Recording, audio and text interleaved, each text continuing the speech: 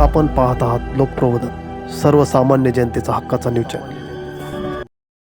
पुणे शहरात माणुसकीचा हृदयस्पर्शी घटना, रस्त्यावरच गरोदर महिलेची यशस्वी प्रसूती।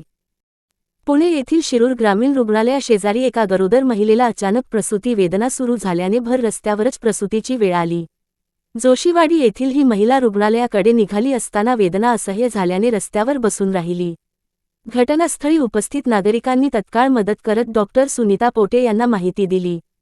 क्षणाचाही विलंब न करता डॉक्टर पोटे यांनी रस्त्यावरच प्रसूती करण्याचा धाडसी निर्णय घेतला। तणावपूर्ण वातावरणात सर्वजण प्रार्थना करत असताना नवजात बाळाच्या रडण्याचा आवाज घुमला। डॉक्टरांच्या तत्परतेमुळे आई व बाळ दोघेही सुखरूप असल्याने उपस्थितांनी सुटकेचा निश्वास सोडला। रिक्षा चालक व जवळील मेडिकल दुकानानेही आवश्यक साहित्य देत मदतीचा हात पुढे केला। या घटनेतून संकटाच्या क्षणी उभ्या राहिलेल्या माणुसकीचे प्रेरणादायी दर्शन घडले। 15-20 महिलांनी मदतीचे हात पुढे आणले। रस्त्याने जाणारे रिक्षावाल्यांनी मदत केली। शेजारी मेडिकलचं दुकान होतं, त्यांनीही मदत केली। लागणारं इमर्जन्सी सामान पटकन आम्हाला दिलं।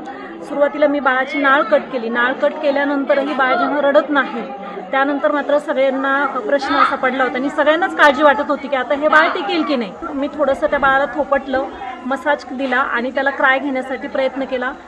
2-3 मिनिटांनंतर त्या बाळाने क्राय घेतला आणि त्यावेळेला सगळ्यांच्या चेहऱ्यावरती इतका आनंद होता आणि सगळ्यांनी जोरदार टाळ्या वाजवून माझंही कौतुक केलं, त्या बाळाचंही स्वागत केलं आणि माझ्यासाठी मला वाटतं तो खूप आनंदाचा क्षण आहे। लोकप्रबोधन मराठी न्यूज नेटवर्क महाराष्ट्र विभागीय संपादक श्याम जगताप, पुणे।